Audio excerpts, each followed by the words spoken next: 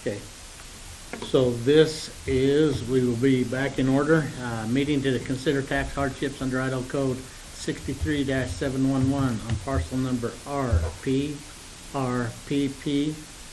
OC110400. And then we'll have another one, well, that'll be, but 11:15 we'll have the other meeting. Anyway, this is for the, what is it? Humanities? Hardship, me? Okay, sorry. You're here, come on up. I will tell you that we are recording live. This is being streamed. Okay. Thank you. Okay. We'll go ahead, I'm gonna let them say their piece, and then I'll turn it over to the treasurer's office, and then we'll have a conversation. Okay. Well, my name is Ryan Levitt. I'm Shalyn Brown. We serve on the board of directors for Empower Humanity, which is the organization that runs the Levitt Center. The Levitt Center is a community center for the arts within the city of Bannock. In the property of the Levitt Center, there's a church building, which is where we do all of our programs, and then we purchased about 10 years ago a little house next to the building, and then put a parking lot around the whole entire house, because there's no parking around the building originally when it was a church. Since that time, we combined the two properties into one property, so the 1038 sublet property is the church building, and the house is I don't know if it's an annex, but just combined as one property now. It does have a separate address because it's still kind of, I don't know if it's deemed or whatever, but it's still the 10th Street side. It has its own separate address, but it's combined with the one city property. Last year, which is the 2019-20 year, the property was approved as tax exempt, the entire property. This past year, we applied for a tax exemption. The organization's a 501c3 nonprofit organization, so the building prior was owned by itself, and now the organization owns the properties, so it's no longer owned by anybody but the actual organization. And we applied for a tax exemption on the property, which was 1030 sublet. At the last meeting we met here, the building was deemed as tax exempt, but the house was reconsidered for a rental type property. We use the little house has been used as a trade for somebody to live there for the last couple of years, and the people living in the home trade dollar for dollar to work as kind of they just work as office secretaries or whatever for the organization doing over 20 hours a week. It's just a trade for time, for space. So last year we had a unique situation where our organization was completely shut down due to COVID mandates and things. The building was shut down for 7 months, and we lost about 30% of our business. We have refunded tons of families. We have about 225 to 250 kids who take classes at our center, and our numbers went from that down to 160. We had to refund and offer free classes and all sorts of things to help a lot of everybody else in the city was also suffering the same thing. They couldn't work. Some people couldn't work, but we couldn't offer anything at all. No year-end recitals, no classes, nothing. And then we didn't have anybody sign up for classes again because the only revenue that the place gets for the summertime. In the fall, this past summer, 2020, we had the same results. We had about 160 people coming for classes, which basically makes it so there is zero profit in the whole organization. The place was run by myself, and several other teachers, Shalyn as a board member, and we basically just help scholarship kids, fund kids, we also set help families going to be a part of community classes. And did it we actually had funding come in from grants, random grants from people. The city of Pocatello gives a grant, a COVID relief grant. We just hung on by tight. Really, I don't know how we got through it. So right now, the world is kind of turned back around. Mainly, no one lives in the little house right now. It's vacant. But, so we have applied for a hardship form for tax exemption on the little house that's in the parking lot of the building. And the address is 839 North 10th is what it is. Okay, thank you. Treasurer's office? Why we sympathize with everyone's situation during COVID. Everyone's kind of in the same situation with businesses being, losing business and everything.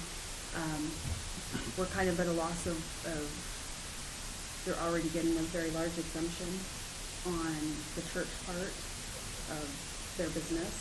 So really the only part that they have a value on is that $90,000 for the 2021, which I did an estimate on taxes, which would be about $1663 for the year.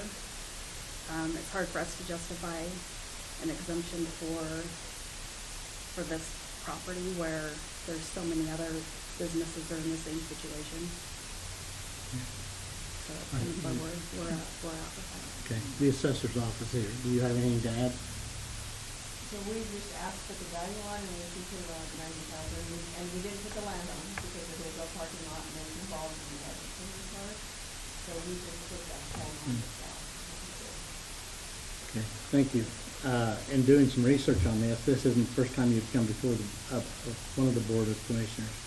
In July 6, 2016, Yeah. you come before the board, and the commissioners made a decision then that the home and the land beneath the home and the front lawn to the home are not included in the exemptions. And legal counsel Johnson clarified that there is value to the home as the person living there does not pay rent, trading services such as cleaning, secretarial, etc. for the group. So, comment? Well, the problem I run into is we look at the test when we apply this for churches, for everybody else. A church that uses something that generates revenue, and the IRS even classifies in the bartering system, bartering of exchanges still requires that income be taxable. So if I barter for my rent, I still have to show that as income. So I come back to the standard that we apply to everyone is if you're using it to generate income or you're doing it to alleviate costs, which a lot of them do, that typical property is always a taxable property. That's not part of that. Everybody uses the 501c3. A 501c3 just means you don't pay dividends to your board of directors. So that's really the classification part of it. So as I go through it, and where this is a decision that's already made, I looked at, yes, the parking lot and all that other stuff that's directly implicated into the building should not be taxed, but I look at it at the $90,000 of improvement value, whether you guys decide to use that in barter, or there's nothing to say that you couldn't say, hey, we can't get anybody to come work as a secretary, but we're just going to put a shingle in the window and we're just going to rent it. And so that's why I say is that we typically do not exclude those. That's always been the practice. That's our standard. And so for that, I would not change that standard unless there was exceptional cause of why. And I'm not seeing an exceptional cause outside of that window. I'm not seeing that, because then we're going to create a special circumstance for you guys. Well, then all the other benevolent, charitable, and religious institutions can apply for the same thing. And then we're going to change that system again. And then how do we regulate that? So that's what I'm weighing. That's as I look at that. That's my standard. And I'm not saying why is this changed? Because we can still rent the house separately, correct? If you guys choose to, you could just put it up and say $750 a month, right? And so that's why I say we typically don't excuse those properties then, because you cannot restrict then access of who's renting them. If it was, attached to the building, and there was requirements like, and even in state code and federal law, the Catholic Church for the parish for The nunnery, the priesthood quarters, as they call them, are exempt specifically because it's a direct function of the organizational structure. And so that's why I say I don't see in code where we get this, why this property is a rental property would be as an exempt class. Because anybody can own a rental, should everybody be exempt then, because it might go towards a charitable donation or contribution. And that's, just to address that a little bit, the organization does own the house. Mhm. It is not owned by individuals. Or Yes. renters. So it's like, I mean, it would be like the Catholic Church that own the house next door or whatever, which, you see. Well, see, and And church. just, Yeah. just to kind of address that, like you said there. Well, and like I said, there's several churches, the Central Christian Church, all of them that have rented properties that are actually counted as taxed. And they are taxed. And we've applied that across, that's a very standard and customary thing that has been practiced in Bannock County and other parts of the state. And so, like I said, if I go form a 501c3 today, which I can, and I put my properties into it, I appoint a board of directors, I can own those properties and benefit from how it's being paid. I'm just not paying dividends. That is the sole difference between a 501c3 and an incorporation. And that's why I say, churches are considered the same thing, and so we treat them the same, so I don't see why we would carve out a specific niche. I do not think that the property, the parking lot, or any of that stuff should be taxed, because that's a direct function of the building, and that's the benevolent society. But the building itself, because is separate, it is not if the building fell over tomorrow, it wouldn't change, you'd get a better parking lot probably, but it wouldn't change the operational function of the mission of the function. Does that make sense? Yep. And I just wanted to address what you said. Yeah. It's just as an ownership thing, it's definitely not a separate side business or whatever. No. It's a direct function of the yeah, organization. and understood. And again, I tend to err on, we are only authorized what the state allows us to do, and I don't think that we should make the change in that. That's a policy change that affects everybody. And if we can make one exception, then are we being arbitrary and capricious? And have we then allowed, well, why then don't we give it to the Central Christian Church, the Catholic Church, the LDS Church, why don't we give it to the Elks Lodge, the Oddfellows Lodge, all these other people, then the Art Center of Pocatello, they have one, their upper floors are taxed and are taxed in the same building because they use those as a revenue generating income, but then the main floor, which they use for their art stuff, is not taxed because that's the space that's done, and that's under code and what we've been instructed to do. And so that's where I come back to. If the building was directly involved to the direct operations of the organizational structure, if the building said you quit renting it and quit using it and started teaching and using it to the direct function of what you were doing, then I think that would be we'd have a much different conversation here. But right now, where it's just being rented, I don't believe it qualifies under the state code. So if the house was used as a storage facility, I guess, for the property, and instead of a rented space, a storage space. A storage space, I don't think or would a fall. classroom or I think something. if you're using it as classrooms, and it had to be the direct function of the nonprofit benevolent society, benevolent organization, and you'd have to show why that space would be needed and what to meet your mission statement. Yeah. I think that would be a much different conversation then. But just to say we're using it as a rental property, I don't see how we can justify this to taxpayers and then to all the other people that are pretty much in the same situation. There's a lot of these other organizations that I don't see how we would do that. Yeah. I mean, totally makes sense. I think that the house itself could be used for classes in terms of like cooking type classes and things, because it has a kitchen, and it's just a little house about as big as this square. Well, and that's why it could be used for something like that. It's not currently used for something like that, so I guess we're in the same feeling on it. Like I say, this isn't the first time you've been here, so. Right, we've been here, and the question has been, what is the use of the building, and it has been for a living quarter, something.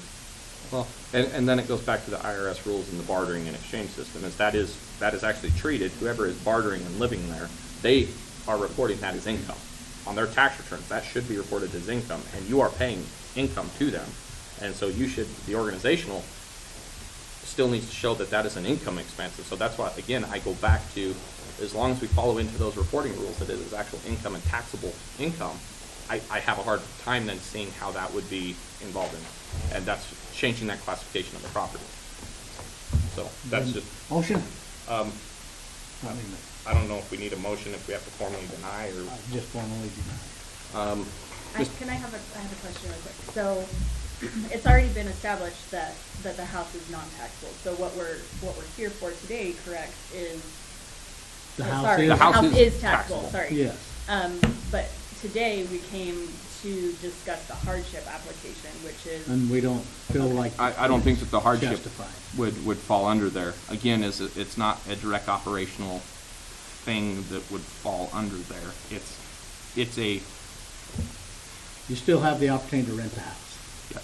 right. Or you still And have so the I guess- opportunity to re-separate the property right. out and I sell guess my it. question then is, why are we here today? Because it's a tax it's- hardship request that we must make a formal decision in an open meeting. Okay. Okay. I mean, and again, as the hardship goes, and we're starting to see these, I think there's gonna be a conversation of hardships into the future. But the problem is I have right now is just saying where taxes are going to be due, I get it, but I don't think it falls under the purview. If it was a taxing entity of the actual building itself, I think there's a much different conversation, but it's already a tax exempt status. So I don't know how to justify a rental property that is, in all intents purposes, an income producing property receive that. I just don't. I just can't see how I can fit that into what the intent of the law was. I know it's not usually the most popular thing, but that's, It is what it is. and there's gonna be a couple other people that are probably gonna be irritated in the next little bit, but we're trying to work through that. But if the change use of the structure, that's what I would say. Mr. Chairman, on parcel RPPOC 110400, I move to deny the tax hardship under Idaho Code 63-711. Motion, all in favor, say aye. Aye. Thank you for coming. Thank you. Please consider the use. Fair enough. Thank you. Thank you.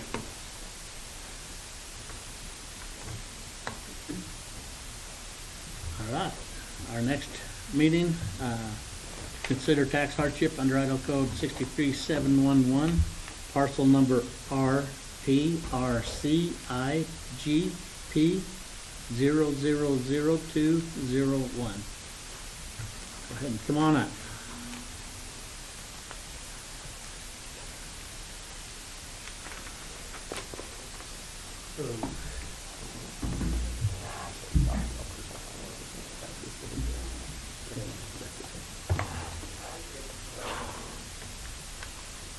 Yeah, my name's Mohan. I was up there last month too, about my tax for 2017. I will take care of that, I'll take that one. And I wanna see if you guys can help me in 2018, ahead of, I was due and doubting, because of that, right now, still struggling with COVID and everything, there's not enough funds, where I can just, pay right away those 2018 taxes right now. It's, due to the last year, there's so much, even there's the income is less than, 50% what is originally. But those bills are still due, I'm still paying those things. And as I promised 2017, I already paid before,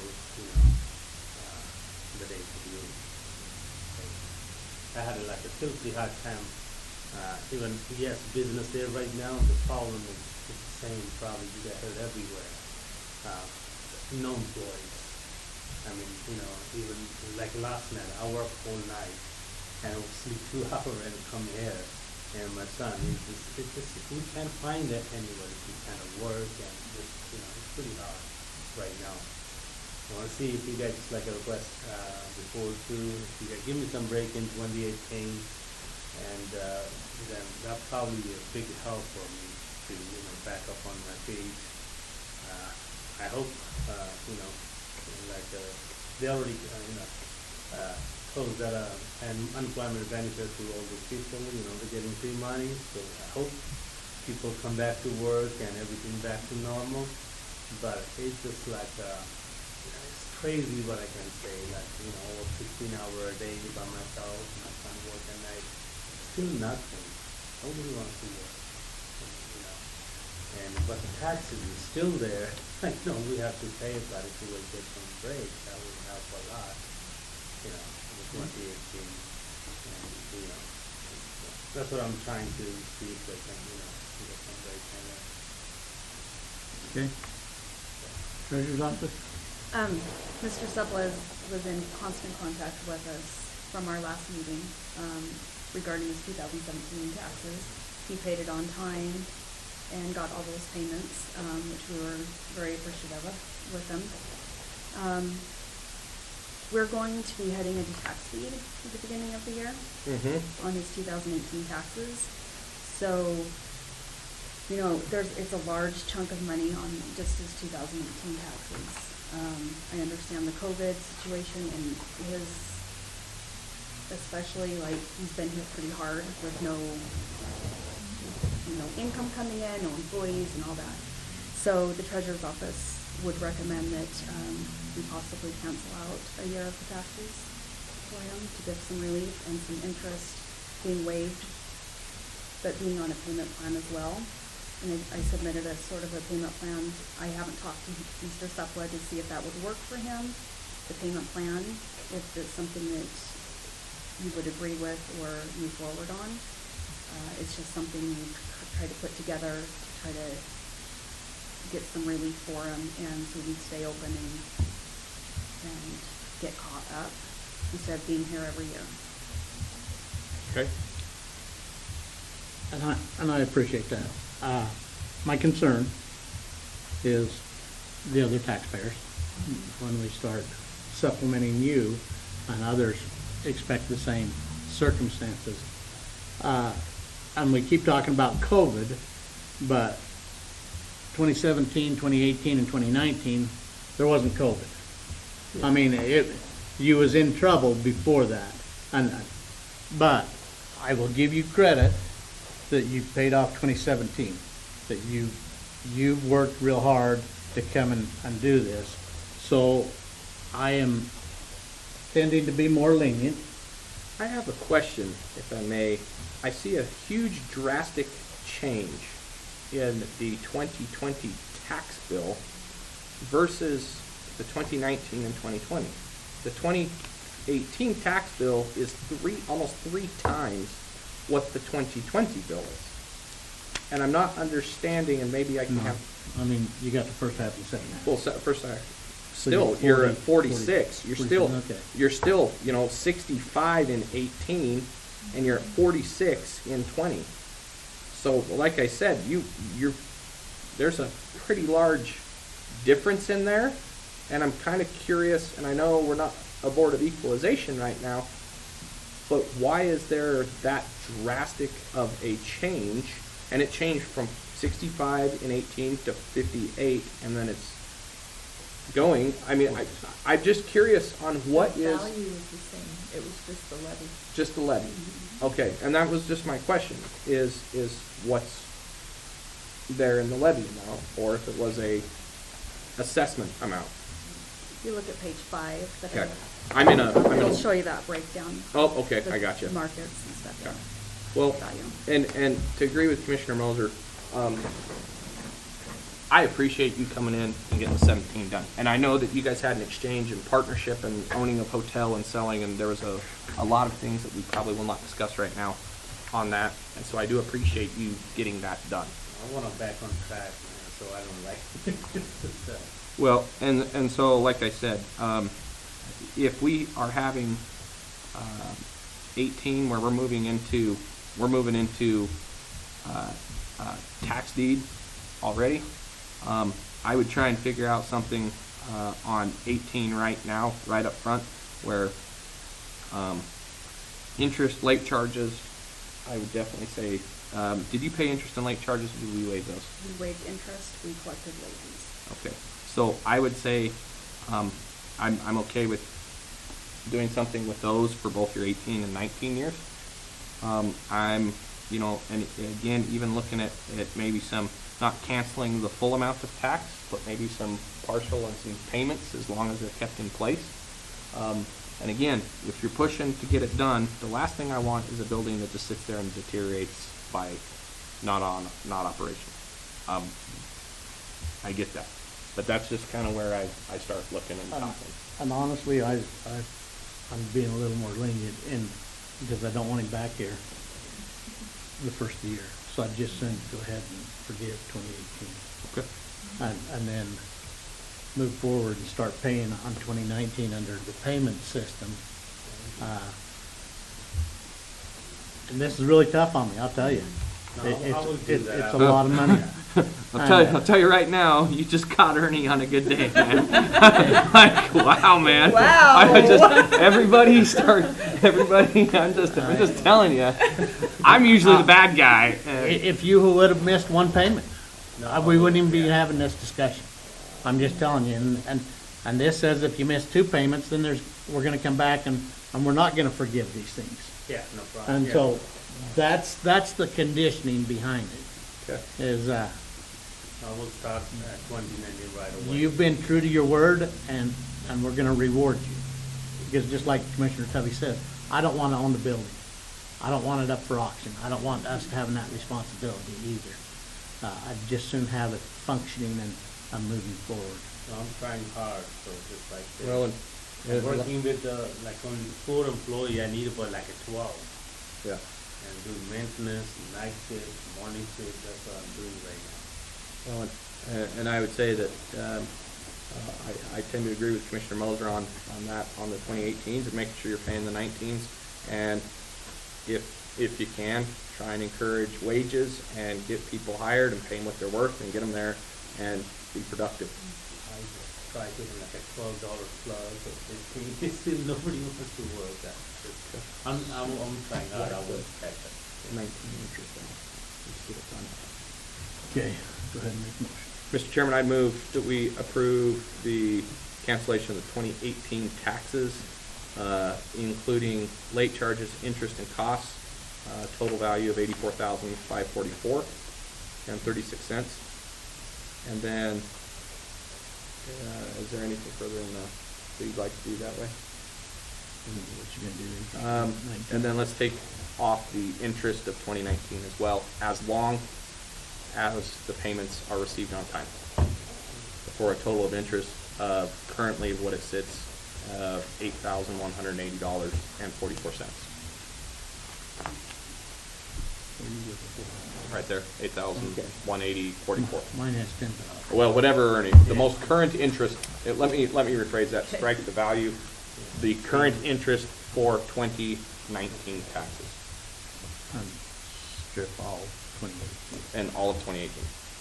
Okay. When we devise a payment plan with the treasurer. Don't miss a payment. I'll probably, if everything goes right back on track, I'll probably stay where. Okay. Okay, we have a motion. All in favor, say aye. Aye. Aye. Okay, Carol Thank says you. go forth and do good things, so Yeah, thank you. we're being generous. Thank you. Like you said, I don't know how you did it, but you caught Commissioner Moser on a good day. Well, I have to come back at 1, so thank you. All right. Thank you, sir. Have a good day. Thank you.